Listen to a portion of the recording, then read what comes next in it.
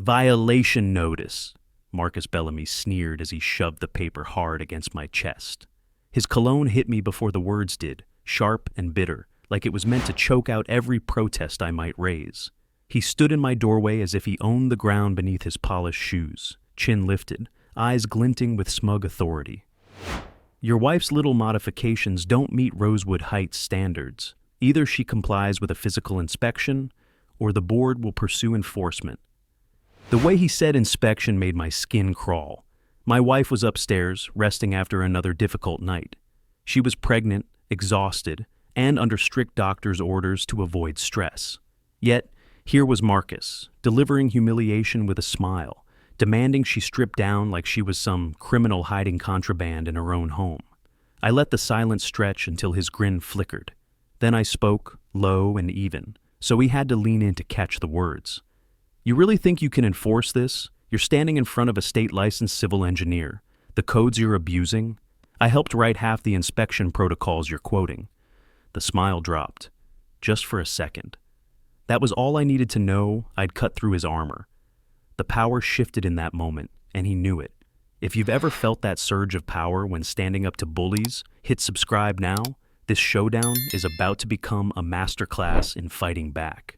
Marcus tried to snap back, masking the crack in his confidence. Rules are rules.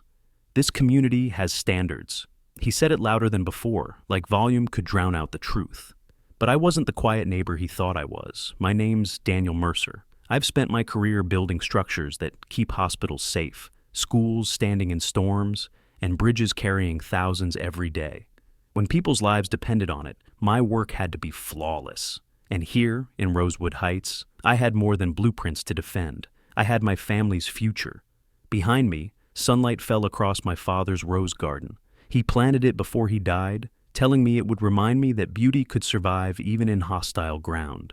After the funeral, when the world felt heavy, I replanted every bush, every stem in front of this house. Emily and I watered them together. She used to tell me the roses smelled stronger at dusk, like the earth was whispering encouragement. Now, Marcus wanted them gone, calling them non-conforming landscaping. The roses weren't just flowers. They were a promise to my father, a connection to a man who taught me to fight for what mattered. And they were a symbol of what I wanted for my unborn child. Roots, strength, and beauty that couldn't be dictated by anyone else's rules. Emily had already been through too much. The pregnancy wasn't easy. Her doctor told us modifications were necessary.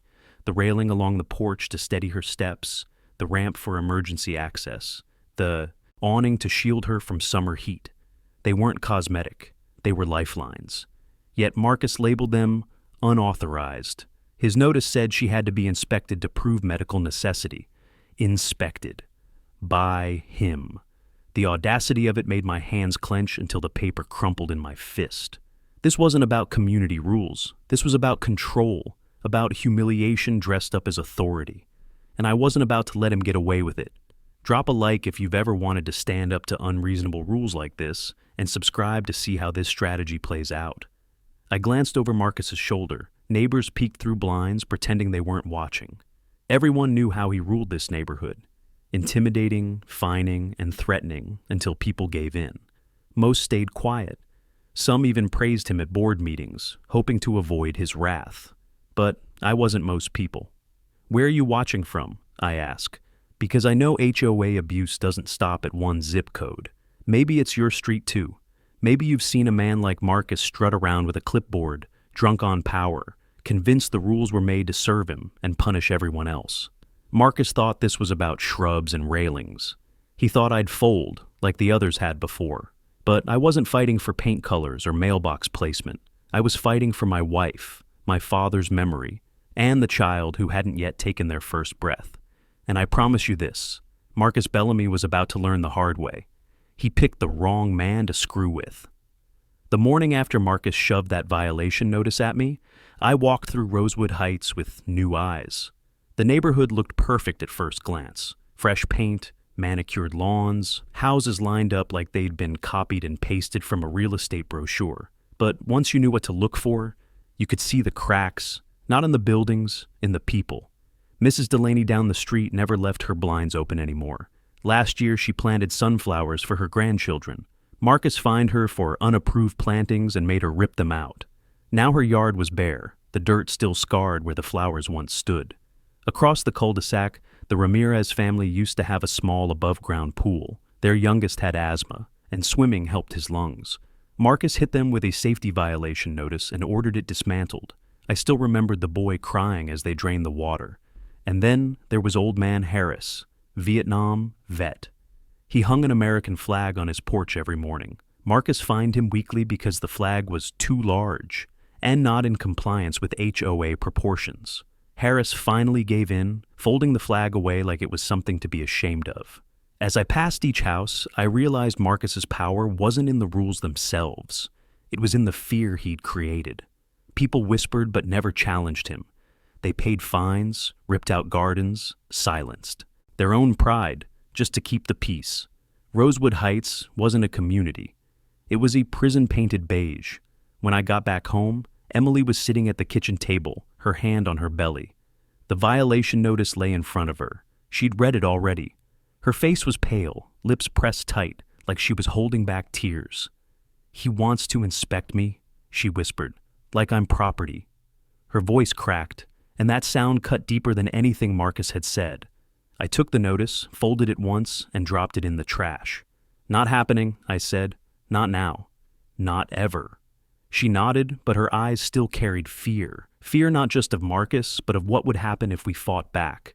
Foreclosure threats, mounting fines, public humiliation. That's how Marcus kept everyone in line. Later that week, I attended a so-called community update at the clubhouse. Marcus stood at the front, clipboard in hand, speaking like a CEO addressing shareholders. He rattled off rule changes, enforcement measures, new fines for non-compliant landscaping. People nodded along, some out of agreement, most out of fear. Halfway through, he gestured to a projector screen showing my house. My rose garden circled in red. The ramp highlighted as a modification under review. My name in bold. "We cannot allow favoritism," he said, his tone righteous. "Even small violations weaken the character of our neighborhood." The room was silent. No one looked at me directly, but I felt their glances. Some sympathetic, others judgmental. A few just scared. I noticed Evelyn Tran, Marcus's loyal supporter, sitting near the front. She didn't speak, but her posture was stiff, hands clenched in her lap. She looked like someone caught between agreeing with him and wanting to stand up. When the meeting ended, Marcus caught my eye, smirked, and tapped the side of his clipboard as if to say, "I've got the law on my side." But I knew something he didn't. His power wasn't law, it was intimidation. And intimidation only worked until someone stood up and said no. As I left, I saw Harris standing outside, staring at the ground. "Don't poke the bear," he muttered. His voice was raspy, weary. "That man's ruined people who tried before." I stopped, resting a hand on his shoulder. "Then maybe it's time the bear got poked back." That night, as Emily slept beside me, I lay awake staring at the ceiling. Marcus thought he was untouchable, but I was an engineer. My entire career was built on exposing weaknesses, finding cracks before they caused collapse. If I could do that for skyscrapers, I could do it for an HOA president drunk on power. The difference was, buildings didn't fight back. Marcus would, and I had to be ready. The next morning, I saw Evelyn Tran standing at the end of her driveway, staring at a wilted hydrangea bush like it had betrayed her. She was Marcus's most reliable supporter at HOA meetings, always seconding. His motions, always backing his enforcement speeches with a quick nod. But now, in the sharp light of morning, she looked less like an ally and more like a prisoner weighing her chains. She glanced up when she saw me walking by, then quickly looked away, her arms folded across her chest, fingers pressing into her sleeves as if she wanted to disappear into herself. I gave her a polite nod, nothing more. But her lips trembled like she was about to speak, then closed fast, pressed thin. That hesitation told me everything. She knew more than she wanted to admit. Inside, Emily was resting again, her hand on her stomach, the same protective gesture she made even in her sleep. I brewed coffee, the bitter smell filling the kitchen, and stared out the window at the roses. Their petals were still wet with dew, glowing pink and red in the early sun. They were steady, alive, unbothered by the rules of men like Marcus. But Evelyn's face lingered in my mind. That evening, another HOA notice arrived. This time, it wasn't just a fine. It was a threat of continued non-compliance penalties that could escalate toward foreclosure. The words were cold, clinical, meant to crush us under the weight of bureaucracy. I brought the envelope inside, laid it on the table, and watched Emily's shoulders slump when she read it. She didn't cry this time. She just looked tired, tired of being targeted, tired of feeling unsafe in her own home. "We'll fight this," I said, my voice firmer than I felt. "I won't let him strip away what's ours." She reached for my hand, squeezed it weakly. "I believe you," she whispered, but fear lingered in her eyes. A few days later, I saw Evelyn again at the community park. Children played nearby, their laughter echoing against the basketball court fences. She sat alone on a bench, shoulders drawn inward, hands clasped so tightly her knuckles whitened. I walked past, pretending not to notice, but I caught the flicker of her gaze. It wasn't the look of someone who believed Marcus was right. It was the look of someone torn apart by silence. When Marcus showed up at the park minutes later, clipboard under his arm, Evelyn straightened instantly. Her shoulders rolled back, her chin lifted, and she offered him a quick nod. From the outside, it looked like loyalty. But I'd already seen the truth in her hesitation, in the way her eyes darted down when his back was turned. She wasn't his soldier. She was his hostage. At the next board meeting, Evelyn sat near the front again. Marcus dominated the room, pointing to pictures of my house on the projector, talking about precedents and neighborhood standards. The audience shifted uncomfortably, whispering behind cupped hands. I looked at Evelyn. She kept her head down, hands clasped in her lap, one foot tapping against the floor with nervous rhythm. Her silence screamed louder than any defense she could have given Marcus. Every tremble of her leg, every twitch of her fingers told me she was suffocating under the weight of what she knew. And I knew then. Evelyn Tran wasn't just another supporter. She was the crack in his armor, waiting for the right pressure to break open. That night, I stood in my father's rose garden, running my fingers over the petals. The thorns pricked at my skin, sharp reminders that beauty always carried resistance within it. Evelyn was like that, fragile on the outside, but carrying something sharp and dangerous beneath.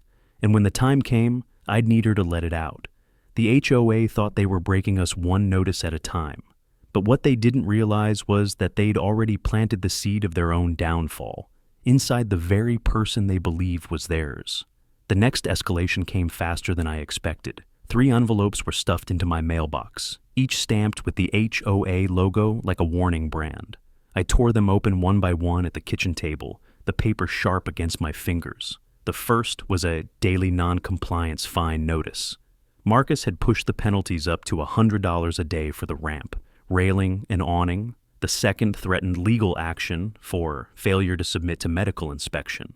The third, that one was worse. It was a foreclosure pre-warning, bold letters declaring the board's authority to place a lien on our home if we didn't comply.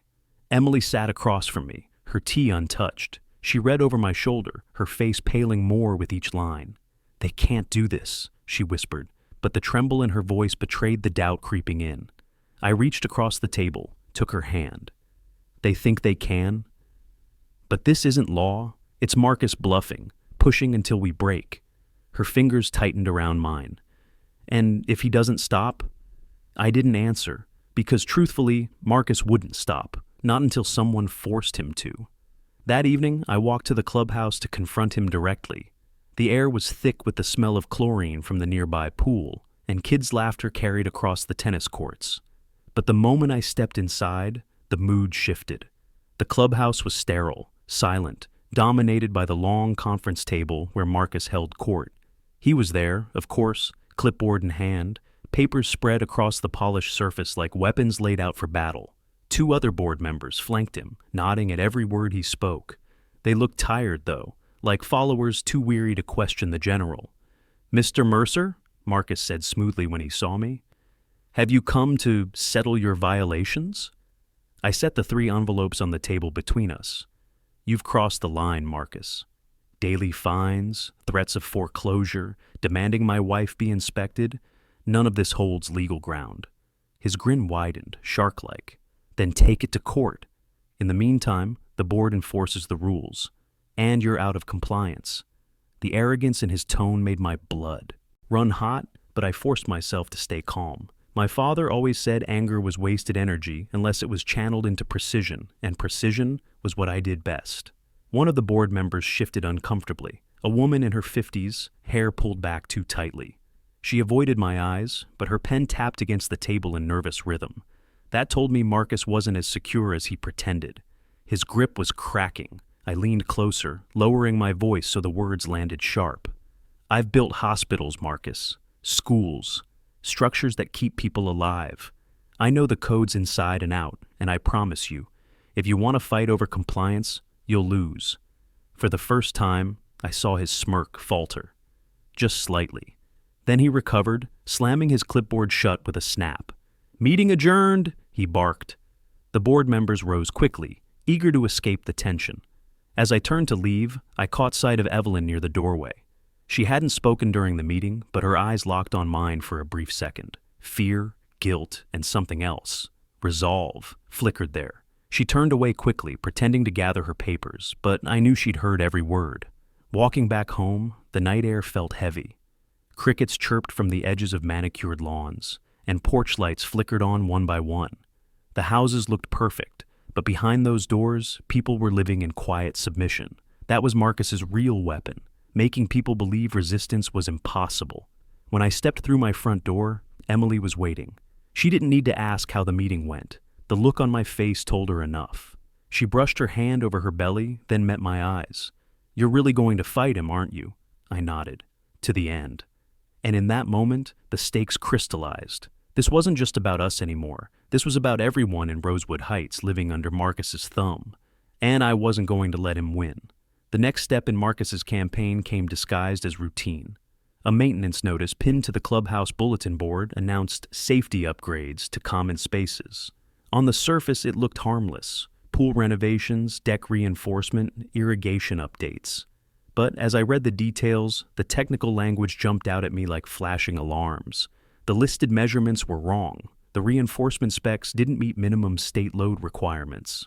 And the irrigation system. The plans called for underground piping far too close to electrical lines. Any engineer would see it. Any inspector worth his license would shut it down immediately. But Marcus had signed off on the project. His name was printed at the bottom of the notice, bold and self-assured. I stood there longer than I meant to, tracing each line with my eyes, disbelief mixing with something sharper, opportunity. Marcus had built his authority on the illusion of flawless enforcement, but this was sloppy, reckless, illegal, and it gave me the leverage I needed. That evening, I walked the perimeter of the pool deck. The boards groaned underfoot, warped from years of exposure. Nails protruded like teeth, catching the soles of my shoes. The smell of chlorine mixed with mildew from standing water that hadn't drained properly. Children's laughter echoed faintly from across the street, but here, in the dim light, the structure felt less like a recreational space and more like a lawsuit waiting to happen. As I crouched to inspect a loose beam, my hand brushed against the wood, splintered, soft from rot. My stomach tightened. I'd seen buildings collapse from less, and Marcus, so eager to find residents for flower beds and porch paint, had ignored a hazard that could injure dozens. Back home, I spread out my notes on the kitchen table. Emily watched quietly, her hands resting protectively on her belly. "What are you looking at?" she asked, her voice soft, cautious. "His mistakes," I said. "The ones that could cost him everything." She leaned closer as I sketched diagrams, showing the load-bearing flaws, the pipe interference, the code sections Marcus had violated by signing off on unapproved work. "Daniel, this could shut him down," I nodded. "And it's all verifiable. Not my word against his, black and white. Engineering doesn't lie." For the first time in weeks, I saw relief flicker across her face, a spark of hope, and that hope was fuel. The next day, I returned to the clubhouse during open hours. The same board members from before milled around, flipping through binders. Evelyn sat near the back, eyes darting toward Marcus every few seconds, like a student afraid of her teacher. When I laid my notes on the table, Marcus scoffed without even looking. "Mr. Mercer, your personal grievances don't give you authority here." I slid the diagrams closer. "But state safety codes do." And unless you want the city inspector to confirm every single violation, you'll listen." The board members shifted, uncomfortable. One of them adjusted his glasses, squinting at my sketches. Evelyn's hand trembled as she held her pen, tapping against her notebook. She didn't speak, but her body betrayed her conflict. Marcus forced a laugh. "Empty threats, do what you want, this board stands united." But his jaw was tight. His hand gripped the clipboard too hard, and I knew I'd struck a nerve. Walking out of that clubhouse, I felt the night air cool against my face. For the first time, the balance of power tilted in my direction. Marcus had made himself vulnerable by ignoring the very codes he claimed to uphold, and I had the knowledge, the proof, and the skills to turn his arrogance against him. The roses in my yard were blooming when I got home, their petals sharp with thorns glinting in the porch light. I touched one gently, a reminder that strength and beauty often came wrapped in the same armor. Marcus thought he was untouchable, but I had just found the thorn that could pierce him. The proof was solid, but Marcus wasn't backing down. He doubled down instead, as if sheer arrogance could shield him from reality. Within 2 days, another notice appeared taped to my front door, bright red letters stamped across the top. Final warning. The words echoed louder than the paper deserved, like a siren blaring in my chest. Emily found it first. I came in from the yard to see her standing there, one hand on her belly, the other clutching the paper so tightly it shook. Her face was pale, lips pressed together like she was swallowing down fear just to stay upright. "What does this mean?" she asked. I took the notice gently from her hands. "It means he's desperate. He knows I've got him, but instead of backing down, he's trying to scare us into breaking." Her eyes filled with tears she refused to let fall. "Daniel, what if this ruins us? What if they take the house?" I set the paper down and pulled her close, breathing in the faint lavender of her shampoo. Her heartbeat was quick under my palm. "Then we fight harder," I whispered. "This isn't just about us anymore. He's hurting everyone, and if I don't stop him, no one will." That night, sleep wouldn't come. I lay awake, staring at the ceiling, listening to the rhythmic sound of Emily's breathing beside me. Every creak of the house, every rustle of branches outside felt like pressure mounting on my chest. I thought of Harris folding his flag in silence, of the Ramirez boy watching his pool drain, of Mrs. Delaney's barren yard where sunflowers used to stand. Marcus wasn't just a tyrant. He was a disease infecting every corner of Rosewood Heights. I sat up, swung my legs over the side of the bed, and whispered to myself, "Enough." The next morning, I drove to the construction site where the new pool deck repairs were underway. The sound of saws and hammers filled the air, sharp and frantic. Workers moved quickly, their boots thudding against weak boards. One wrong step, and the whole structure could have buckled. I watched for a while, my engineer's eye cataloging every flaw, every corner cut to save money. Then it happened.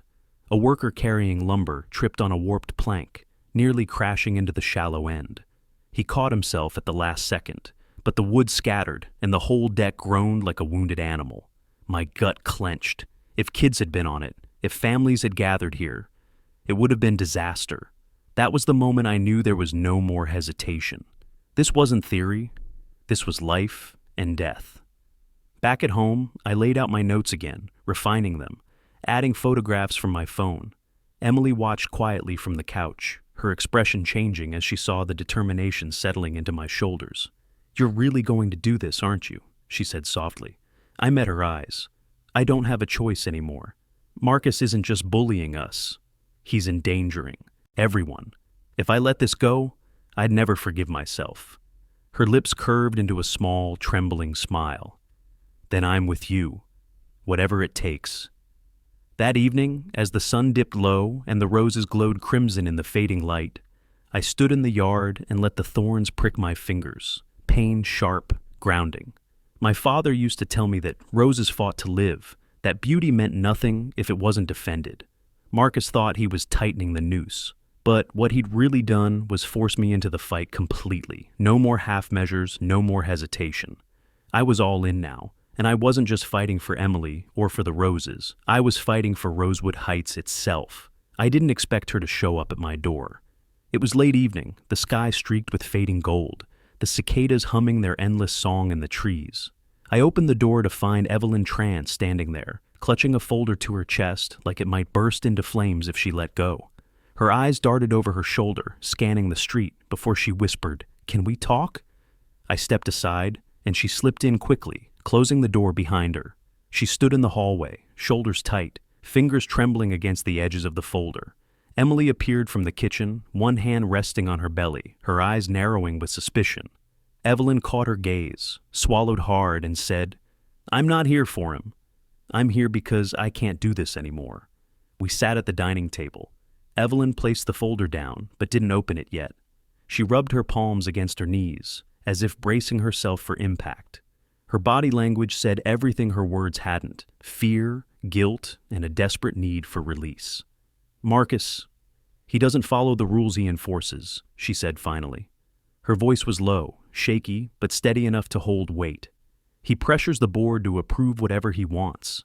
Half the time, we don't even see the documents until after he's filed them. And if anyone questions him, he threatens to fine them, or worse." She trailed off, her eyes glistening. I leaned forward. "Worse how?" Her hands twisted together. "He's ruined people." Harris had medical exemptions for that flag. Marcus buried them in paperwork until Harris gave up. The Ramirez pool? The doctor wrote a letter about its health benefits, but Marcus shredded it. He doesn't care about the law. He cares about control. I felt heat rising in my chest, but I forced myself to stay calm. Anger would scare her away. What I needed was truth. Evelyn hesitated, then opened the folder. Inside were copies of maintenance contracts, receipts, and emails, evidence of Marcus authorizing repairs and upgrades without proper board votes. The most damning document was a contract for the pool deck repairs, signed only by Marcus, no city permit attached. This could bury him," I whispered. Evelyn's eyes flicked to the window, then back to me. "If anyone knows I gave this to you, Marcus will destroy me. He'll find me into the ground, maybe even push for foreclosure. But I can't keep pretending anymore. I see what he's doing to you." To Emily, her voice softened. "To everyone." Emily reached across the table and took her hand. "You're doing the right thing." Evelyn blinked fast, nodding, though her shoulders still shook. Her body was a storm, hands fidgeting, leg bouncing under the table, but her words were steady now. "Use this. Expose him." Please, I gathered the documents carefully, each page a weapon sharper than any blade. My engineer's mind had already begun mapping the connections, the code violations, the financial irregularities. This wasn't just evidence. It was leverage. Evelyn rose to leave, but before she reached the door, she paused. Her hand lingered on the knob, her back rigid. "Daniel," she said without turning around, "Marcus thinks he's untouchable. He's not. But you need to move fast. He's planning something at the next board meeting." The door clicked shut behind her. The house felt heavier, as if her confession had added weight to the air. Emily leaned against me, her voice a whisper. "Do you trust her?"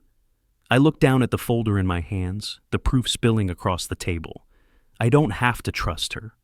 I just have to trust the truth. That night, under the glow of the porch light, I walked out to the roses. Their thorns pricked at my fingertips, grounding me. Evelyn had given me the missing piece. Marcus had his clipboard. I had the codes, the evidence, and now an insider. The fight wasn't just personal anymore. It was strategic, and I was ready to turn the tide. I spread Evelyn's folder across the dining table like a battlefield map. Contracts, receipts, unsigned forms, and copies of maintenance orders spilled into a paper trail that told a story Marcus never intended anyone to see. Emily sat beside me, tracing her fingers gently over the edges of the pages, careful not to disturb them, while the roses outside swayed against the window in the night breeze. To most people, these documents would look like dry paperwork, but to me, every line was a flashing signal. Marcus had approved construction without permits. He'd signed off on maintenance reports that ignored state code requirements. And the irrigation system, the contractor had been paid under the table, which explained why no city inspector had ever stepped foot near it. I opened my laptop, pulling up state engineering databases, cross-referencing regulations, and highlighting the violations one by one. Section 403.12, load requirements ignored. Section 217.9, unauthorized piping near electrical systems. Section 118.5, lack of safety permits for public structures. Marcus hadn't just bent the rules, he'd broken them repeatedly in ways that put residents at risk. Emily watched me work, her face pale but determined. Daniel, if this goes to court, will it hold? I looked up from my notes, my voice steady. Engineering doesn't lie. And judges don't like officials who endanger families? She exhaled, her hand moving instinctively to her belly. For weeks, fear had shadowed her face. But tonight, I saw a flicker of something different. Faith. The next morning, I visited Harris.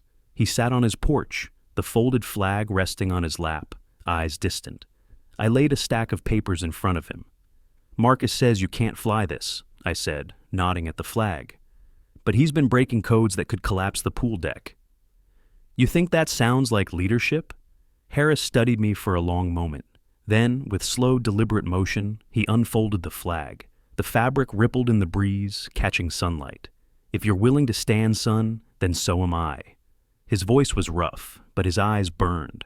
Later that afternoon, I met quietly with two other neighbors, the Ramirezes. Their boy Mateo played in the yard, running in circles with a toy plane. His laughter rang bright, innocent, as his parents leaned over the papers I'd spread on their patio table. This proves Marcus shredded your doctor's letter, I explained. If he had acknowledged it, your pool would still be here. Instead, he fabricated safety violations. Mr. Ramirez clenched his jaw, his hand tightening around the edge of the table. We stayed quiet because we were scared. But if you're standing up, we'll stand with you. The pieces were falling into place. Evelyn's evidence, my expertise, neighbors regaining courage they thought they'd lost. For the first time, I could see the shape of victory on the horizon. That night, back at the kitchen table, I laid everything out in sequence. Photos of the rotten deck, Evelyn's documents, city code excerpts, witness accounts. It was more than enough to challenge Marcus, but it wasn't just about proving him wrong. It was about exposing him in a way the entire neighborhood couldn't ignore. Emily brought me a cup of tea, her hand brushing mine as she set it down. "What's your next step?" she asked. I leaned back, exhaustion tugging at my shoulders, but focus sharpening my mind. "I'll build the case like I build a structure. Foundation first, then reinforcement, then walls strong enough to stand through any storm. And when I present it, I'll make sure it's airtight. No wiggle room. Marcus won't just lose his grip. He'll collapse under the weight of his own lies." The roses outside caught the moonlight, their shadows spilling across the glass like watchful sentinels. My father once told me a structure was only as strong as its weakest point. Marcus was about to learn the same lesson. And I was ready to show him just how fragile his empire really was. The week leading up to the board meeting felt like a storm building on the horizon. Every day brought new tension, new whispers among neighbors, new signs that Marcus's grip was slipping, and I wasn't wasting a second. If I was going to face him in front of the entire community, I had to be ready with evidence so overwhelming it couldn't be brushed aside. I started with the pool deck.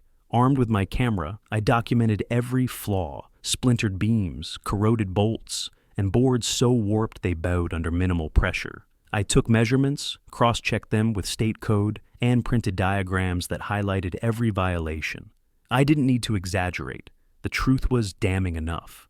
From there, I visited the irrigation system. A faint hum filled the air where water pipes ran dangerously close to electrical lines. I snapped photos, recording the sound of the junction box vibrating with moisture it was never designed to handle. My engineer's mind cataloged the risks: electrocution, fire, catastrophic failure, all signed off by Marcus Bellamy. Neighbors began to notice what I was doing. Harris walked with me one evening, flag back on his porch, shoulders squared like a man reclaiming his dignity. "Never thought I'd see someone take him on," he muttered, pride flickering in his tired eyes. The Ramirezes brought me copies of their original doctor's note, still smudged from the boy's fingerprints when he clutched it during a crying fit. "Use it," Mrs. Ramirez urged. "Show them what he did." Even Mrs. Delaney, who had barely spoken since losing her sunflowers, slipped a photo into my mailbox one morning. It was her grandkids standing proudly beside the flowers before Marcus ordered them destroyed. On the back, she'd written, "For when the truth matters more than fear." Inside my house, the dining table had become a war room. Stacks of evidence, labeled and organized, covered the surface. Emily sat nearby, watching me with quiet resolve. Her pregnancy had slowed her physically, but her spirit had only sharpened. "You're building something bigger than a case," she said one night. "You're building a foundation for all of us to stand on." Her words anchored me. This wasn't just about exposing Marcus. It was about giving the community permission to breathe again, to reclaim the dignity they'd been forced to bury under fear. Evelyn stopped by once more, slipping in after dark with her shoulders hunched and her eyes scanning the street. "He's preparing something too," she whispered. "Marcus is planning to use the meeting to rally everyone against you. He's spreading lies, saying you're trying to bankrupt the HOA, that your modifications will raise everyone's fees." I nodded, unshaken. "Let him. Lies only work in shadows. I'll drag them into the light." Her lips pressed tight, then softened. She reached into her bag and pulled out one more document, an email Marcus had sent to a contractor, instructing him to falsify inspection dates. She pushed it toward me with trembling hands. "This is the nail in the coffin. Use it." I thanked her, but she shook her head. "Don't thank me yet. Just win." The night before the meeting, I stood alone in the rose garden. The air was cool, carrying the faint perfume of petals brushing against one another. My father's words echoed in my memory. "A structure isn't proven in calm weather. It's proven in the storm." Marcus thought he was unshakable, but every rotten beam, every hidden contract, every silenced neighbor was proof of the storm he'd built with his own hands. Tomorrow, that storm would break wide open, and I would be ready to stand at its center. The morning of the board meeting, Rosewood Heights felt different. The usual calm of trimmed lawns and quiet cul-de-sacs carried a strange energy, like the air before a lightning strike. People lingered outside longer than usual, talking in hushed tones, eyes flicking toward the clubhouse at the end of the street. Word had spread. Everyone knew tonight wouldn't be another routine meeting. Inside my house, the dining table was cleared for the first time in weeks. The evidence was no longer scattered. It was organized into neat binders, each labeled with sharp black letters: deck violations, irrigation hazard, forged approvals, shredded exemptions. Emily had helped me assemble them, sliding each page into protective sleeves. She moved slower now, her pregnancy weighing on her body, but her resolve never wavered. "You're ready," she said, closing the final binder. Her eyes held both pride and fear. "But Daniel, when you expose him, he won't just give up. He'll fight dirty." I nodded, sliding the binders into my satchel. "Then I'll fight precise. That's what wins in the end." The rest of the day stretched long, heavy with anticipation. I visited Harris to check in. The flag flew proudly again, snapping in the breeze above his porch. He greeted me with a firm handshake, his grip stronger than it had been in months. "We'll be there tonight," he said. "Front row." At the Ramirez house, Mateo ran to the door, clutching a crumpled drawing of a pool with blue scribbles for water. He pressed it into my hands with a grin. "For when we get it back," he said. His parents stood behind him, faces solemn but hopeful. Even Mrs. Delaney peeked out from her blinds as I passed. For the first time in a year, she opened the door, stepping into the sunlight with cautious steps. "I'll come too," she said simply. Each pledge added weight to my shoulders, but it wasn't a burden. It was reinforcement. The community was gathering, cracks turning into openings, silence turning into voice. Marcus thought fear would keep people quiet. He hadn't counted on what happens when one voice becomes many. By late afternoon, I sat in the rose garden, reviewing my notes one last time. The blooms glowed in the fading sun, thorns sharp against my fingertips. They were a reminder that beauty survived only when defended, that resilience wasn't passive, it was armed with its own protection. My father's words echoed again: precision over power, integrity over intimidation. When dust settled, Emily helped me button my shirt. Her hand lingered at my collar, her eyes meeting mine. "Promise me one thing," she whispered. "Don't let him drag you down to his level." "I promise," I said, though inside I knew Marcus would try exactly that. He'd twist, he'd lie, he'd lash out. But I'd built my case the way I built structures, strong enough to stand no matter how fierce the storm. As I left, neighbors gathered outside their homes, falling into step behind me as I walked toward the clubhouse. The sound of footsteps grew, a steady rhythm echoing down the street, like an army assembling without weapons. Just truth, unity, and determination. The clubhouse loomed ahead, its lights glowing against the night sky. Inside, Marcus would be waiting with his clipboard, his smirk, his false confidence. He thought this was just another meeting. He thought his intimidation would carry the day. But tonight, he'd face something stronger than fear. Tonight, Marcus Bellamy would face the truth. The clubhouse was packed. Folding chairs scraped against the tile floor as neighbors filled every row, their voices a low hum of unease. The air smelled faintly of chlorine from the pool outside, but inside it was thick with tension. Marcus stood at the front, clipboard in hand, his suit jacket buttoned too tight, his smirk sharpened for the performance. Behind him, the board sat stiff, like soldiers forced into formation. I walked in with Emily at my side, her step steady though her hand pressed protectively against her belly. Harris sat in the front row, flag pin gleaming on his lapel. The Ramirezes waved us over, Mateo perched on his father's knee, clutching his drawing of the pool. Even Mrs. Delaney was there, clutching a folded photograph in her hands. Evelyn sat near the board table, her eyes fixed on the floor, her body rigid with fear. Marcus cleared his throat, tapping his clipboard against the table. "We'll begin with violations," he announced. "The Mercer household remains non-compliant, defying multiple orders from this board. They've installed unapproved structures, altered landscaping, and refused inspection. Their disregard endangers the harmony of Rosewood Heights." Murmurs spread through the crowd. I waited until his voice reached its peak of self-satisfaction before standing. My satchel felt heavy against my shoulder, but the weight steadied me. I stepped forward, pulling out the first binder, and set it on the table with a sharp thud. "Endangerment?" My voice cut through the room. "You want to talk about endangerment, Marcus? Let's start with the pool deck you authorized." I flipped the binder open, revealing photographs of warped beams, rotting planks, and corroded bolts.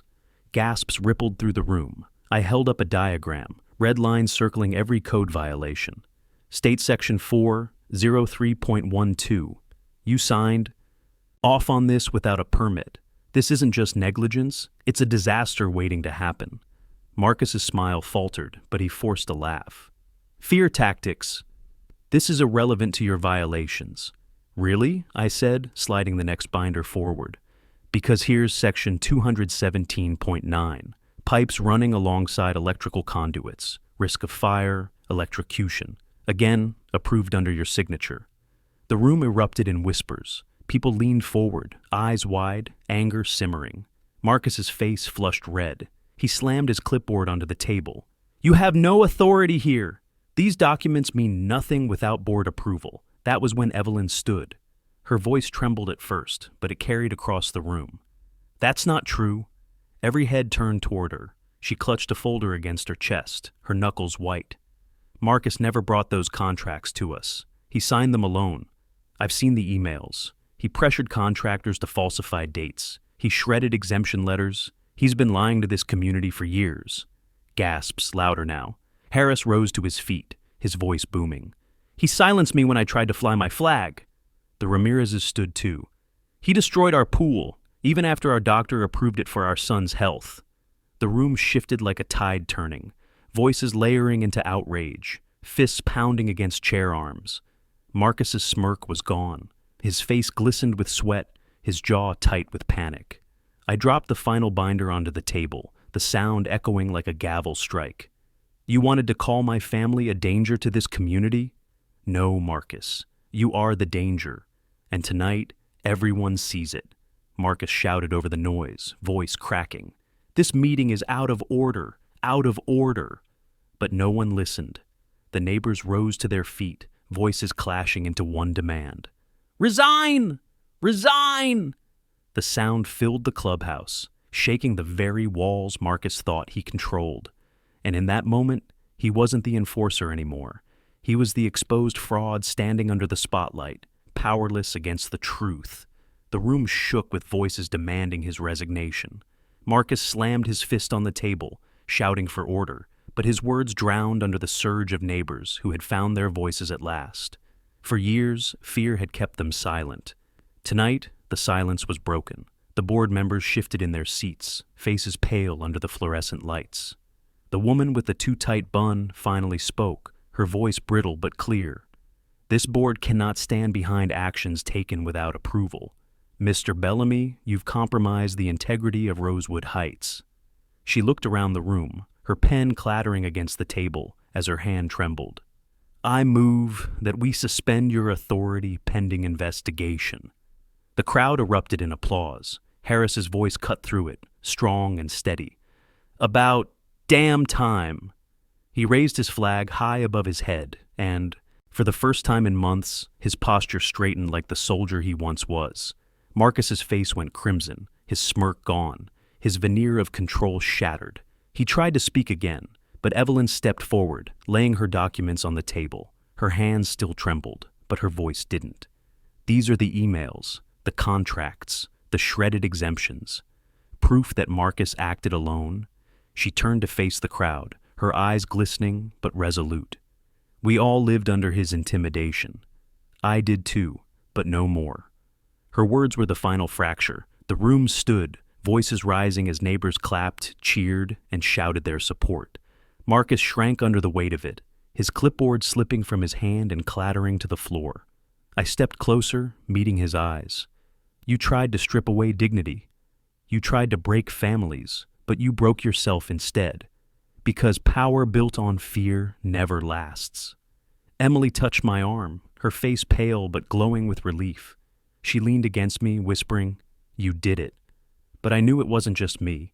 It was Evelyn finding courage, Harris refusing to bow, the Ramirez's refusing silence, Mrs. Delaney opening her door again. It was a community deciding they were done living under one man's shadow. The board called for an immediate vote of confidence. Every hand in the room, save Marcus's, rose against him. The gavel struck once. His authority was gone. When the meeting ended, the neighbors spilled out into the cool night air, their voices lighter, laughter threading through the crowd like music.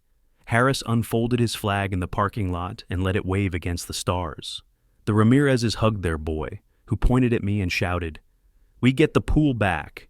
Mrs. Delaney handed Emily the photograph of her sunflowers and said softly, "Thank you for reminding me what hope feels like." Evelyn lingered nearby, her posture straighter than I'd ever seen it. She met my eyes, her lips pressing into a thin but genuine smile. She didn't need to speak. Her presence said enough.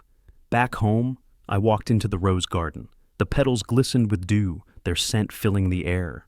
I ran my fingers over the thorns, a sharp reminder that beauty survives because it defends itself. My father's promise lived here. My child's future would grow here, and tonight proved that no HOA rule, no clipboard, no tyrant could strip that away. Drop a like if you've ever believed that truth could outlast intimidation. And if you want more stories of homeowners standing up to HOA tyranny, hit subscribe right now, share your story in the comments, and let me know where you're watching from. Marcus thought he could bury us under fear, but instead, we buried him under the weight of his own lies. And in Rosewood Heights, for the first time in years, the air felt free.